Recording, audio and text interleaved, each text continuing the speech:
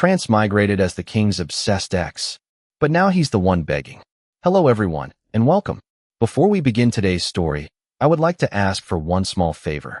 Please subscribe to our channel and turn on the notification bell so you never miss any of our upcoming videos. It only takes a moment. It is completely free, and it is one of the best ways to support us as we continue creating more emotional, dramatic, and unforgettable stories like this one. Your support truly means everything to us. Before we start, let us know in the comments where you are watching from and what time it is in your part of the world right now. We always enjoy seeing how far our stories travel and discovering where everyone is joining us from today. Now let us begin today's story. King Cashin's question lingered in the quiet library long after the words left his lips. I slowly closed the ancient book and turned to face him for the first time since awakening in this unfamiliar world.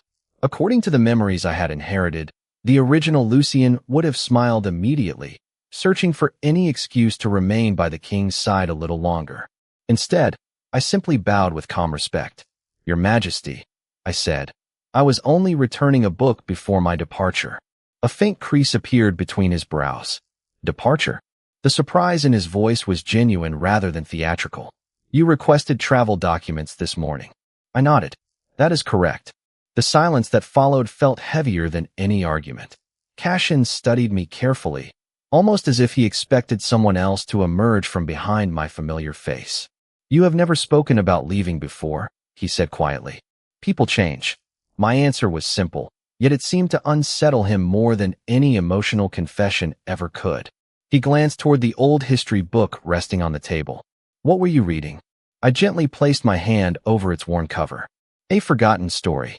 He stepped closer, curiosity replacing his usual royal composure. "May I see it?" I slid the book toward him. The shimmering sentence I had seen moments earlier had completely disappeared, leaving only blank parchment beneath the faded illustration of a white phoenix carrying a crown. Cashin frowned. "Most of these pages are empty." I blinked in confusion. Only seconds ago they had contained glowing words about the lost prince. I quietly opened the first page again, but the mysterious message had vanished without leaving the slightest trace. "Perhaps it is older than it looks," I replied, hiding my uncertainty. Cashin's attention remained fixed on the book for another moment before he looked back at me. "Lucian, have I done something to offend you?" The question caught me completely off guard. The inherited memories painted the king as distant but never cruel. He had accepted Lucian's devotion without returning his feelings, believing honesty was kinder than false hope. Looking into his eyes now, I realized he genuinely did not understand why everything had suddenly changed. "No," I answered truthfully. "You have not offended me." "Then why leave?"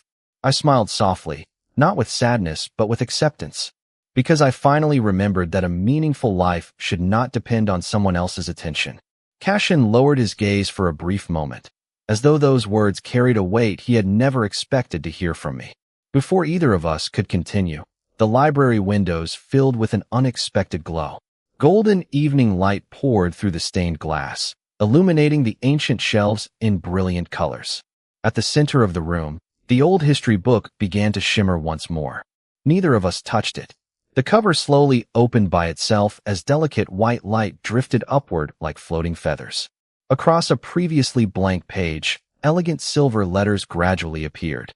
"The path of the lost prince begins only after the heart releases what it cannot force." Cashin stared at the words in silent disbelief. "I have read this book many times," he whispered. "Those pages have always been empty." Before I could answer, a folded parchment slipped gently from between the glowing pages and landed upon the table. Its wax seal bore the same white phoenix I had seen before, and beneath it, in graceful silver script, were 6 simple words that neither of us could ignore. "Seek the garden where memories bloom first."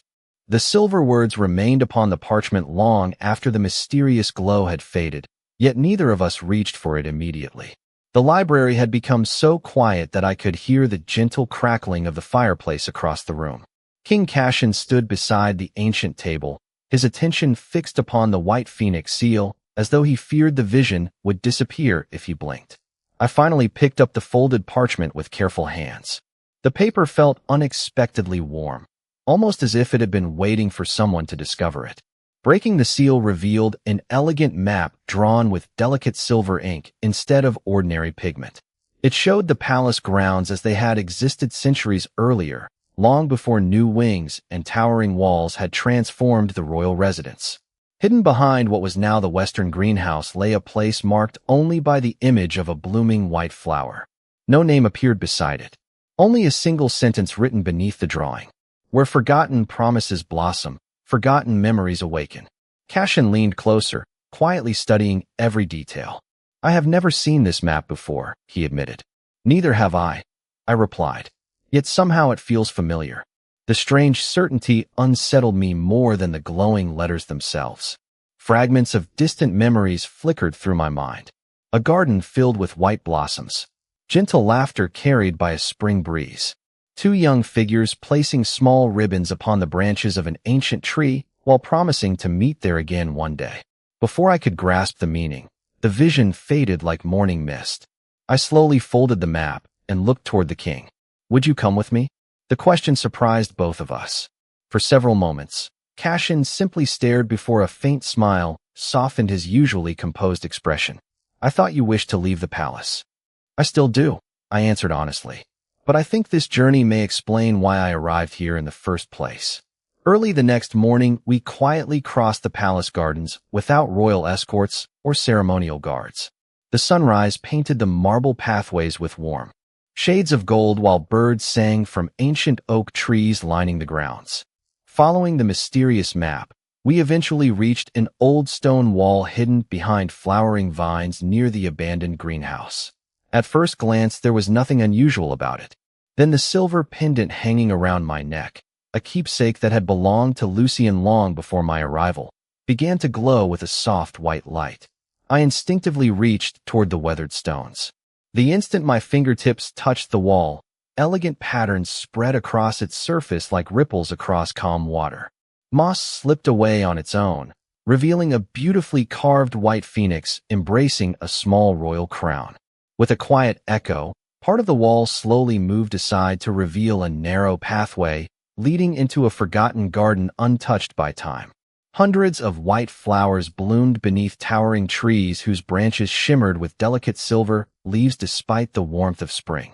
Crystal streams wound gently through the peaceful sanctuary, and at its center stood a weathered marble statue of a young prince holding a single blossom instead of a sword. There was kindness rather than authority upon the statue's face. As I stepped closer, another memory surfaced with startling clarity. I heard the same gentle voice whisper, "When the flowers bloom again, the lost prince will no longer walk alone." At that exact moment, the marble statue released a faint golden light, and a hidden compartment slowly opened beneath its pedestal, revealing an ancient journal wrapped in white silk that appeared untouched despite the passing centuries. The ancient journal rested quietly in my hands, wrapped in silk that had somehow remained untouched by time. As I carefully untied the faded ribbon, a gentle breeze moved through the forgotten garden even though the surrounding trees stood perfectly still. King Cashin watched in silence, his attention fixed upon the weathered cover embossed with the same white phoenix that had guided us since the mysterious book first awakened inside the royal library. I slowly opened the journal. The pages were filled with elegant handwriting, yet the ink appeared almost transparent, until a soft glow spread from the silver pendant resting against my chest. One line after another gradually became visible. The first entry was not written by a king or a scholar. It was written by someone who simply signed every page with two words, "Lost Prince."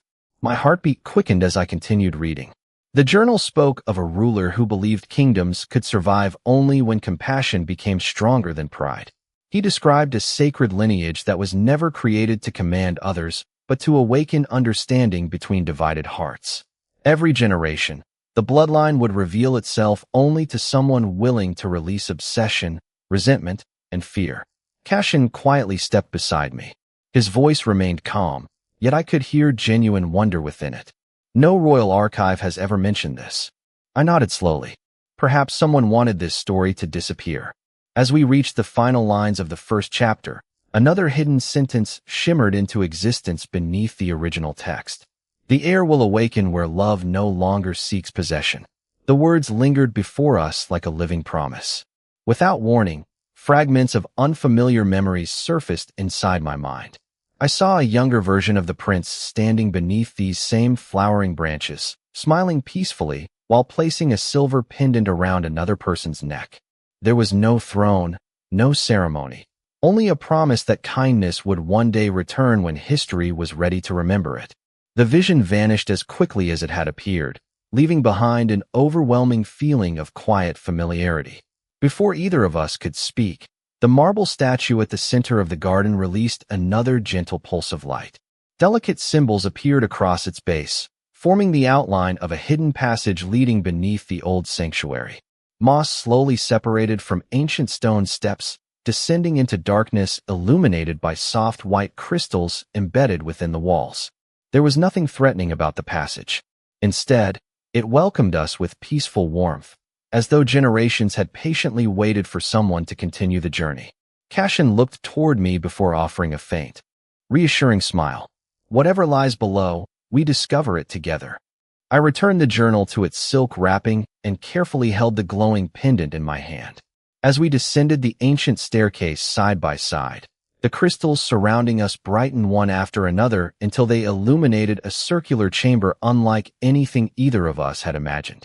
At its center stood a single crystal altar supporting an unopened wooden box carved with the image of a crown resting beneath the wings of a white phoenix.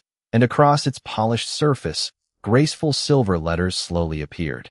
Only the heart that has learned to let go may finally understand why the lost prince chose to disappear. The crystal altar stood silently beneath the soft glow of countless white gemstones embedded in the walls of the hidden chamber. King Cassian and I approached the carved wooden box together, neither of us speaking as the quiet atmosphere wrapped around us like a forgotten memory. The silver pendant resting against my chest pulsed with gentle warmth, and as I reached toward the lid, the carved phoenix upon its surface shimmered with delicate light. The box opened without resistance, revealing no weapon, no crown, and no treasure of gold. Resting inside was a single crystal orb no larger than my palm, surrounded by folded pages written upon impossibly thin parchment. The moment my fingers brushed the orb, the chamber filled with peaceful radiance. Images appeared in the air around us like reflections upon calm water. We watched an ancient kingdom where rulers from different lands gathered beneath the same white tree, setting aside their crowns before speaking as equals. At the center stood the lost prince, smiling with quiet kindness as he placed the crystal orb upon a stone pedestal. A calm voice echoed gently throughout the chamber. Power without compassion creates fear. Compassion without courage cannot protect hope. The sacred bloodline exists to unite both. The vision slowly faded, leaving the chamber quiet once more. I unfolded the first parchment with careful hands. Unlike the journal above, these pages appeared to be written as letters addressed to future generations.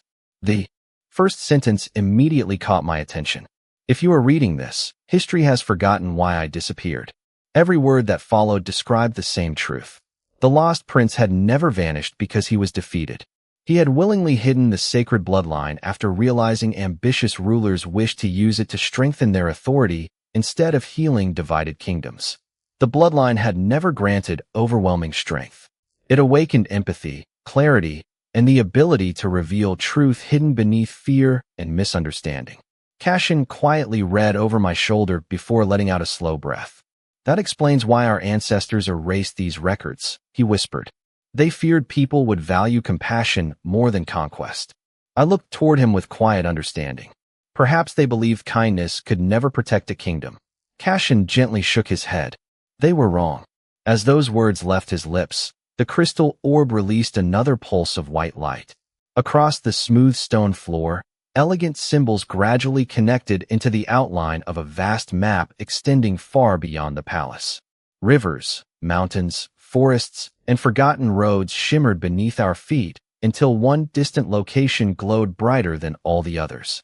At the edge of the map stood a symbol identical to the white flower carved into the forgotten garden above.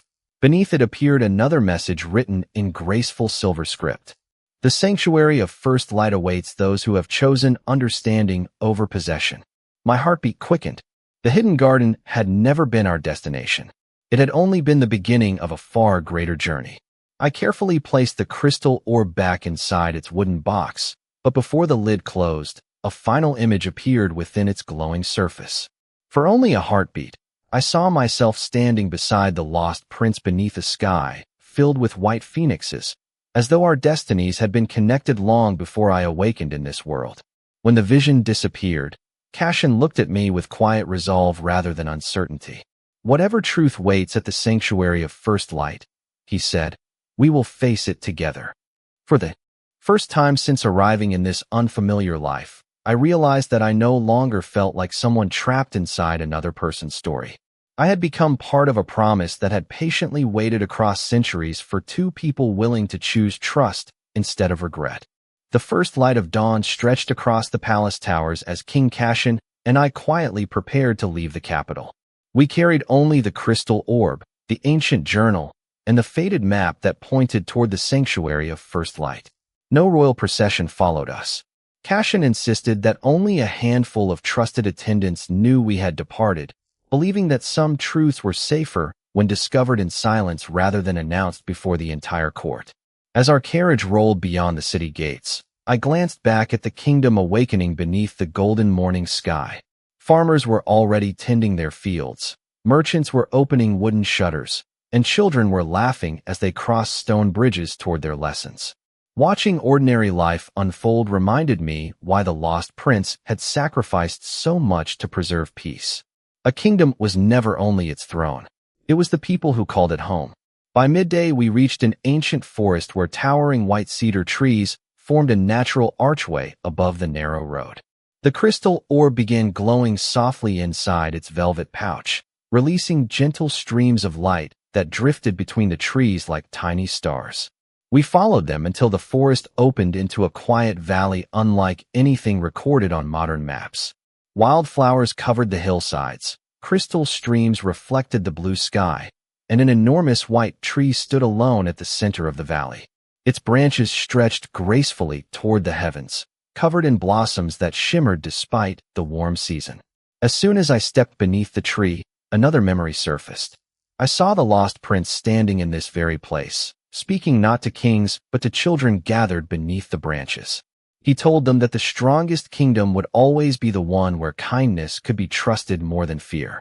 The vision faded, leaving only the peaceful sound of the wind moving through the blossoms. Cashin watched my expression carefully. "You remembered something again," he said. I nodded.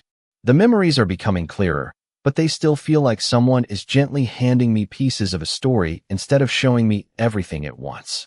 Before he could respond, the trunk of the ancient tree began to glow with delicate silver patterns identical to those carved upon the crystal altar beneath the palace. A narrow doorway slowly appeared within the living wood, revealing a circular chamber illuminated by natural light pouring through a crystal dome above. At its center rested a marble pedestal supporting a simple silver crown woven with white branches rather than precious jewels. There was nothing extravagant about it. Its beauty came from quiet elegance instead of wealth. Resting beside the crown lay another sealed letter bearing the familiar white phoenix emblem. I carefully unfolded it. The handwriting matched the journal exactly. "If you have reached this sanctuary together, then you have already passed the greatest trial. The sacred bloodline does not awaken through victory over another heart. It awakens when two people choose trust over pride." I slowly lowered the letter, realizing the journey had never been about proving strength or claiming forgotten power. Every hidden path, every ancient clue, and every memory had quietly guided us toward the same lesson. The greatest inheritance left behind by the lost prince was not a throne or a kingdom. It was the courage to believe that understanding could change history. As Cashin stepped beside me, the silver crown released a gentle glow, and beyond the chamber, a hidden passage opened toward distant mountains where the final stage of our journey silently awaited. The hidden passage carried us steadily toward the distant mountains, where the morning mist rested like a silver veil across towering cliffs. Every few steps, the crystal orb released another gentle pulse of white light, illuminating ancient symbols carved into the stone walls beside us. They depicted rulers setting aside their crowns before ordinary people, reminding anyone who passed that true leadership began with humility rather than authority. King Cashin walked quietly beside me, neither of us feeling the need to fill the silence with unnecessary words. Our journey had changed us both. I was no longer the lonely figure remembered as someone consumed by unreturned affection, and Cashin no longer carried himself like a king who believed every answer could be found inside a royal court. Hours later, the passage opened onto a breathtaking mountain plateau where the clouds drifted below our feet. At its center stood the sanctuary of First Light, a magnificent circular temple built from white marble that reflected the sunlight like polished crystal. Countless white flowers surrounded the ancient structure, blooming despite the rocky landscape. There were no guards, no gates, and no signs of abandonment. The sanctuary felt alive, patiently waiting for those who had arrived with the right intentions. As we approached the entrance, the silver crown we had carried from the sacred tree began to glow. The massive doors slowly opened without a sound, revealing an enormous hall supported by elegant columns carved into the shapes of soaring white phoenixes. Crystal pools reflected the ceiling above, where countless stars had been painted in shimmering gold despite the daylight streaming through the open dome. At the center of the hall stood a circular platform upon which rested a single mirror framed by intertwined branches of silver and white stone. It was unlike any ordinary mirror. Its surface shimmered like calm water beneath the moon. As soon as I stepped closer, the reflection before me changed. Instead of seeing Lucian, I saw the lost prince standing peacefully in the same place centuries earlier. He smiled gently before speaking in a calm voice that echoed throughout the sanctuary. The greatest mistake people make is believing that love can be earned by abandoning themselves. My heart tightened as his words settled into the silence. The vision continued. The lost prince looked toward another figure standing just beyond the edge of the reflection. Although the face remained hidden, I understood the meaning immediately. He had loved someone deeply, yet he had never allowed that love to erase his own worth. Instead, he had chosen compassion without surrendering his dignity. The reflection faded, replaced by my own image once more. Beside me, Cashin quietly approached the mirror. It responded differently. He watched himself standing alone inside an empty throne room, while countless royal crowns rested around him without bringing comfort. Then another image appeared. It showed me walking away from the palace on the morning I decided to leave, never once looking back. Cashin lowered his eyes with quiet understanding. "I believed your loyalty would always remain," he admitted softly. "I never realized how much I depended upon your presence until you chose yourself." His words carried no command and no expectation, only honesty. Before I could answer, the mirror dissolved into thousands of floating points of white light that circled around us before gathering above the central platform. From within the light, another ancient message appeared. Only when two hearts choose one another freely may the final promise awaken. Beyond the sanctuary, the distant mountain peaks glowed beneath the afternoon sun, and somewhere far ahead, a final path revealed itself, leading toward the last forgotten secret that had waited across generations to be remembered. The final path beyond the sanctuary of First Light wound gently along the mountain ridge until it reached a quiet valley untouched by time. Soft clouds drifted across fields filled with white blossoms, and crystal streams reflected the afternoon sky with perfect clarity. Every step forward seemed to dissolve another layer of uncertainty that had followed me since awakening in this unfamiliar world. The crystal orb remained warm in my hands, while the silver pendant resting against my chest pulsed in quiet harmony with the peaceful landscape around us. King Cashin walked beside me without speaking, yet his presence no longer felt distant or uncertain. We had traveled too far together for silence to become uncomfortable. At the center of the valley stood a circular stone pavilion surrounded by 12 ancient white trees whose branches intertwined high above, forming a natural crown beneath the open sky. Resting inside the pavilion was a single marble table upon which lay an unfinished scroll. There was no dust upon its surface, only an elegant quill crafted from a white phoenix feather beside a small crystal vessel filled with shimmering silver ink. As we stepped into the pavilion, graceful words slowly appeared across the blank parchment. "The final promise cannot be inherited. It must be chosen." I carefully lifted the feather, and more writing revealed itself beneath my fingertips. The message explained that every generation would eventually reach this place, believing the sacred bloodline existed to reveal a single chosen ruler. Yet that belief had never been true. The lost prince had deliberately hidden the final lesson because power without wisdom would always distort its purpose. The sacred bloodline did not choose kings. It chose hearts willing to place understanding before pride and compassion before ambition. As the final sentence settled across the page, another vision quietly unfolded around us. We no longer stood inside the pavilion. Instead, we found ourselves witnessing the last day of the lost prince's life. He stood before rulers from every neighboring kingdom, offering them the crystal orb and the silver crown. None accepted them. Each feared that compassion would weaken their authority. The lost prince smiled sadly before carrying both sacred relics away, choosing to hide them until a future generation valued peace more than power. The vision slowly faded, returning us to the quiet valley. Cashin looked toward me with a sincerity I had never seen before. I spent years believing a kingdom could only survive through strength, he admitted. Now I understand that strength without trust leaves every throne empty. His words carried neither regret nor self-pity. They carried growth. I smiled gently, realizing how much we had both changed since the day I decided to stop chasing someone else's affection. Before either of us could speak again, the crystal orb rose slowly from my hands and floated above the marble table. The silver pendant followed, surrounded by delicate streams of white light. Together they formed the image of a soaring phoenix that spread radiant wings across the entire valley. Every white blossom opened at once, releasing countless glowing petals into the air. Then a calm voice echoed throughout the mountains with quiet warmth. The promise is fulfilled because neither heart sought possession. Both chose freedom, and then chose each other. As the light slowly faded, the unfinished scroll completed its final line by itself.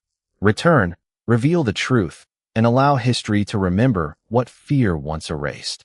We exchanged a quiet glance of shared understanding before turning toward the path leading home, knowing that the greatest challenge remaining before us was no longer discovering the truth, but helping an entire kingdom accept it. The journey back to the capital felt very different from the day we had quietly departed. The roads were still lined with ancient trees, the rivers still reflected the morning sky, and the villages remained peaceful, yet something inside both of us had changed forever. I no longer carried the uncertainty that had followed me since awakening in Lucian Ashcroft's life.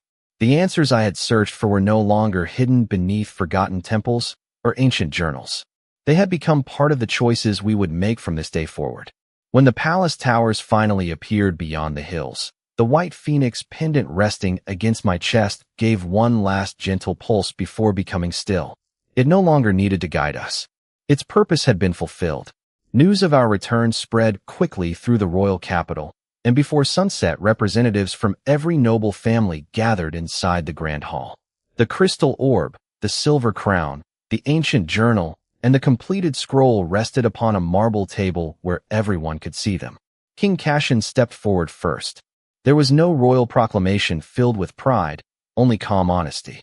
He spoke of the forgotten history of the lost prince, of the sacred bloodline that had never been meant to grant authority over others, and of the generations who had misunderstood its purpose. The hall remained silent as the restored journal was opened before the assembly. One by one, the hidden pages revealed themselves exactly as they had inside the sanctuary. There were no accusations and no blame. There were only forgotten truths patiently waiting to be remembered. I stepped beside Cashin and gently placed the silver pendant beside the ancient journal. The greatest inheritance left by the lost prince was never a throne, I said quietly. It was the belief that compassion could protect a kingdom more completely than fear ever could. Several elder advisors lowered their heads in thoughtful silence. Others quietly exchanged glances as generations of misunderstanding slowly gave way to acceptance. No celebration erupted. No dramatic applause filled the chamber. The moment felt far more meaningful because it was peaceful. Outside the palace, the first white blossoms of the season quietly opened throughout the royal gardens, just as they had inside the forgotten sanctuary. By the following weeks, scholars carefully restored the true history of the lost prince, artists recreated the forgotten symbols of the white phoenix, and children learned stories that celebrated wisdom, kindness, and cooperation rather than endless rivalry. Borders that had once divided neighboring lands gradually became places of trade, learning, and friendship. Watching those changes unfold, I finally understood why I had awakened in this world. I had never been chosen to reclaim someone else's lost affection. I had been given the opportunity to rediscover my own worth and help another person rediscover his. One quiet evening, Cashin and I returned to the royal garden where everything had begun. White flowers drifted gently across the pathways as the setting sun painted the palace in warm shades of gold. He looked toward me with the same calm sincerity that had slowly replaced the distance between us throughout our journey. "Thank you," he said softly, "not for staying, but for teaching me that love can never be demanded. It must always be freely given." I smiled, realizing those words completed a story that had begun with obsession and ended with understanding. Together we looked toward the horizon where the final rays of sunlight disappeared beyond the mountains. Far away, hidden among the clouds, the sanctuary of first light shimmered once before fading into the evening sky, while somewhere deep within its silent halls, a single white phoenix feather settled gently upon the ancient marble altar, quietly preserving the promise that whenever kindness was chosen over pride, the legacy of the lost prince would never truly fade.